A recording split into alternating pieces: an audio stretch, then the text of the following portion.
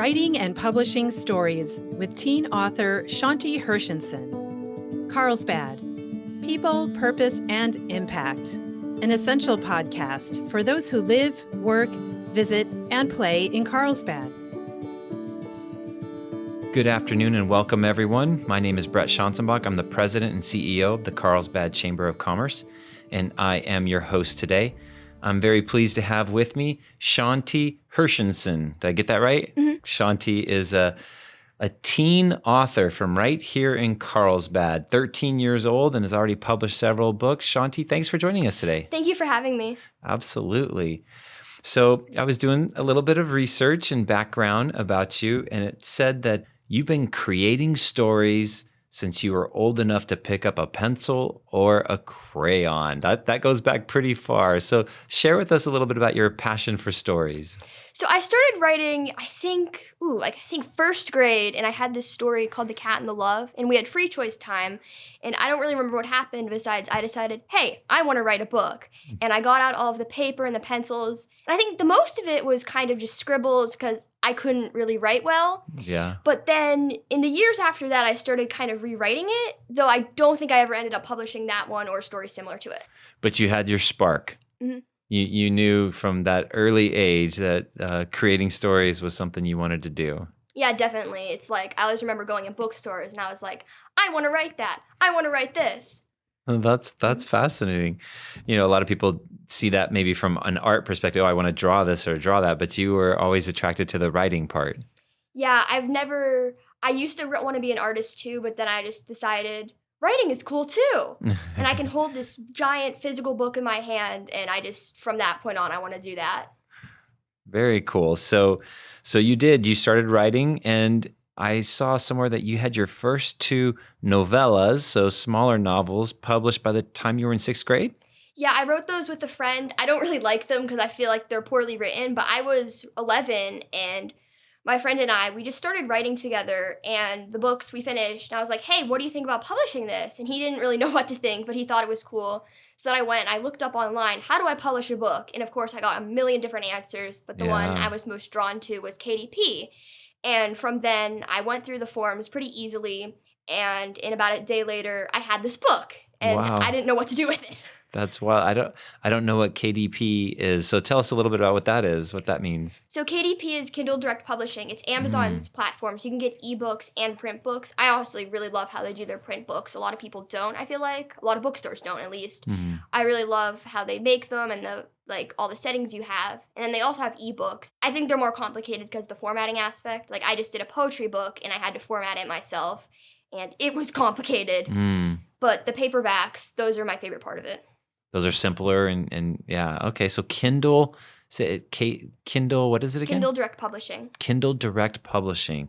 Fascinating. Well, so that provided you that opportunity, and so off you went. Now, I did see that it looks like you like quite a wide variety of genres. Why don't you share with us a little bit about the different genres? I did see what your favorite is, but I'll let you share what your favorite is. So my favorite genre is and was always like science fiction. I love alien invasion stories. I love space just in general. I used to want to be an astronaut too, so I kind of tried to incorporate that a little, but my characters haven't gone to space yet. They might. Yeah. And was that like a little teaser to people? They might. Yeah. And I used to be scared of aliens, if I remember. And then when Biome Lock came, which is my giant novel, I decided, hey, I want to write about them. They're scary. They make good villains. And then that's how that kind of ended up happening, I feel like. That's great. That's awesome. So sci-fi is your favorite, but you're not exclusive to sci-fi. Yeah, my most recent book was a poetry book, and it was technically in contemporary. It's young adult, and that is definitely not sci-fi. So I think the main character might like space a lot, and I think she would like science fiction. And the book I wrote before that, a series of novellas called the Ziel DeLaine series, those are actually paranormal fantasy, but they also fall under horror too. So it's kind of like a crossover between those two genres. Wow, that's interesting. The Ziel DeLaine, is that how you said it? Yeah. Ziel DeLaine. Okay. Now, I saw that at one point that was the #1 ebook on Amazon's platform for teens. Is that right? For teen and young adult horror, for a period of time, I did a promotion on it using this website where it blasted out on newsletters, and I had the book discounted for a while. Mm-hmm. And it went crazy. It was #1 in a couple of genres, and I was just freaking out. I think I had about 2,000 downloads of the book at that period of time, and that was over 5 days. I was freaking out the entire time. My sister was having a sleepover then. I was like, hey guys, look, I just did this. And it was insane. That's awesome. That's so exciting. So you've mentioned a couple times that you're doing a book of poetry, and I saw that you've done some poetry at stand-up venues, and you have a topic that is fairly near and dear to your heart. Do you want to share about that a little bit? So the topic I like to write my poems about often is bullying, because I see it as this huge problem, especially in my school. And the first poem I ever really wrote was about that topic. Well, at least the first spoken word poem I wrote, and it was in 6th grade, and it was after I had gotten really badly bullied, and I wrote this poem, and then they made us share it at an open mic night, and then from there I just started being like, well, I want to do more open mic nights. Like, one's not enough. So then I started writing more poems, and the second poem I actually wrote, Needles and Thorns, which also appears in the end of my poetry book. That one I had written for school, and then I performed it at an open mic night once, and then again later, and the second time I didn't even realize I was going to do it. I was just like, hey, I'll do 2. So that poem is definitely, I think, my favorite, and it's the one I have that's like the closest to me. Oh, yeah, that's a wonderful. It's a great topic to talk about. It's a great topic to bring up because there is too much of that going on, and middle school seems to be the place where it happens, the most. I'm hoping your school situation's gotten a little better. I hope. It hasn't, but I'm gonna stay in the school to try to make that change because we need anti-bullying systems and we need the students to feel safe. So I've come to realize it's not just me being bullied. It's there are so many kids, and a lot of them have been bullied by the same person in our school. So I've kind of decided that, like, I'm going to stay in the school and I'm going to make a change. I'm going to make it safe for everyone. Oh, good for you. That's fantastic. That's really great.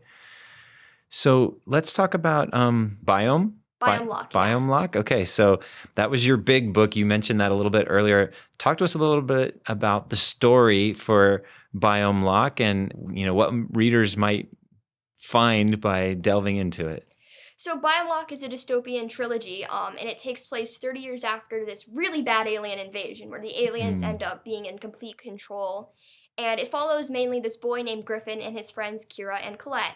And they all have secrets of their own. And the aliens, they keep the humans in these biomes. And they're like different kind of nature ecosystems. And they're all captive. And they're stored into separate ones depending on how they do as a kid in this place called the Institute.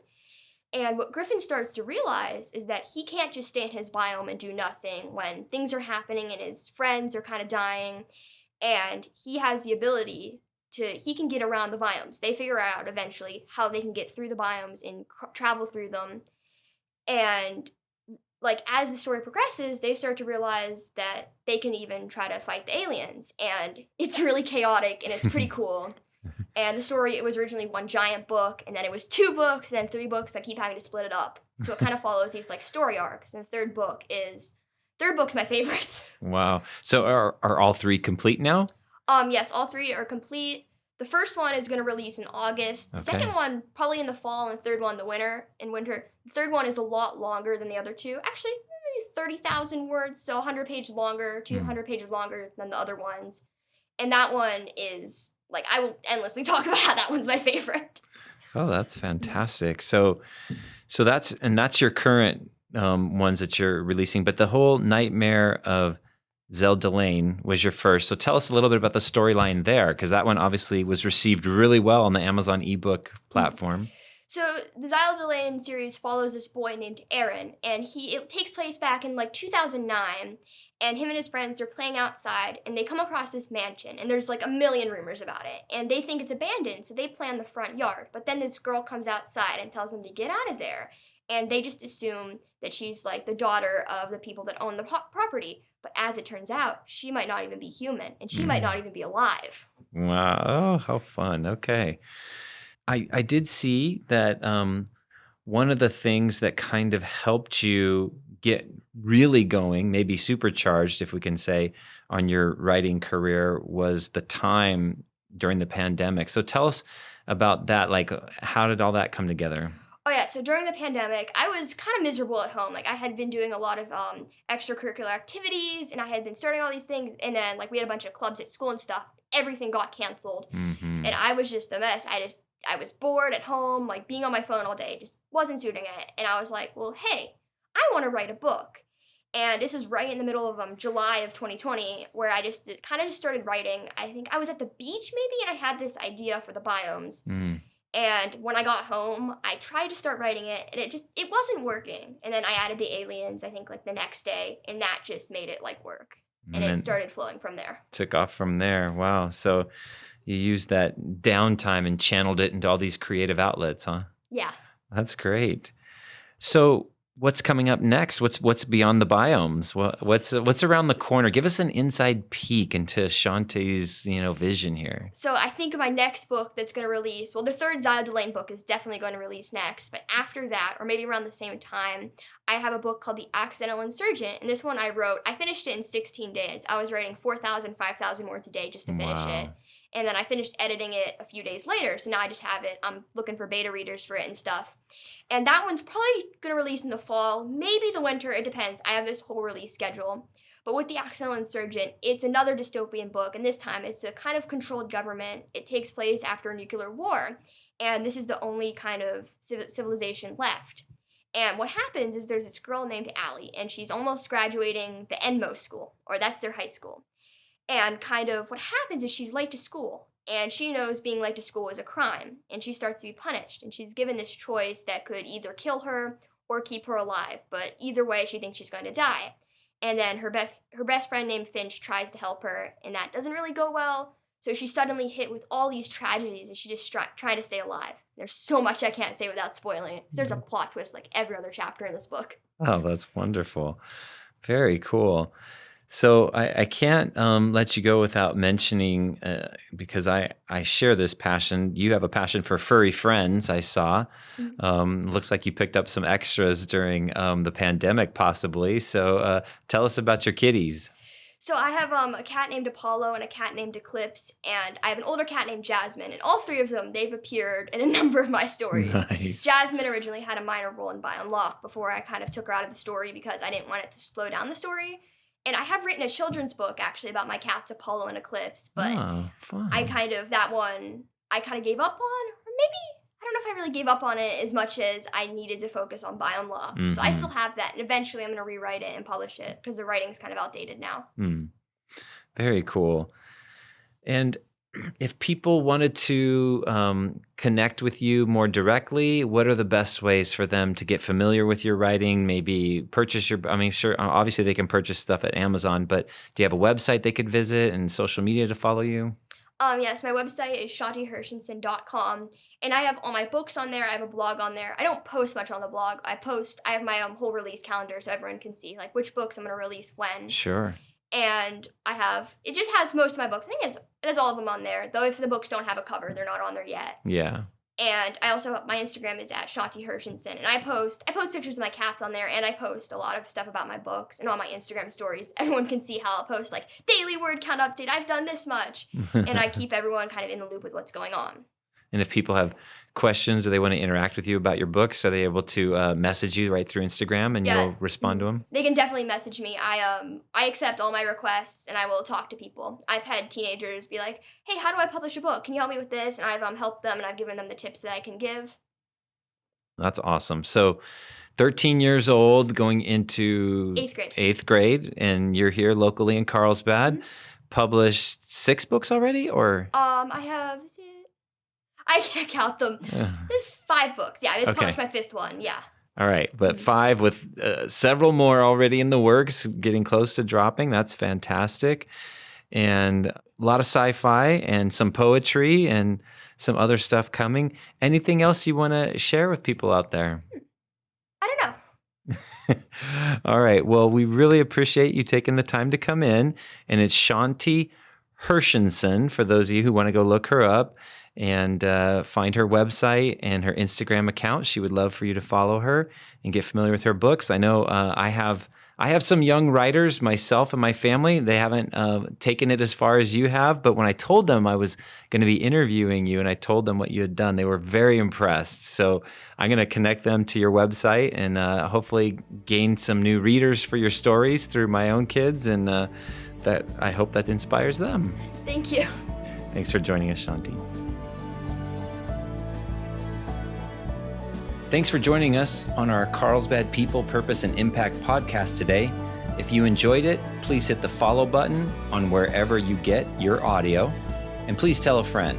We would love to hear your feedback, which you can share at carlsbadpodcast.com. You can leave us a review, ask a question, or leave an audio comment, which we can play on the show in the future. And that's all we have for today. Can't wait to see you next time on Carlsbad People, Purpose, and Impact. And remember, share some kindness today. It's free, creates goodwill, and makes you feel great.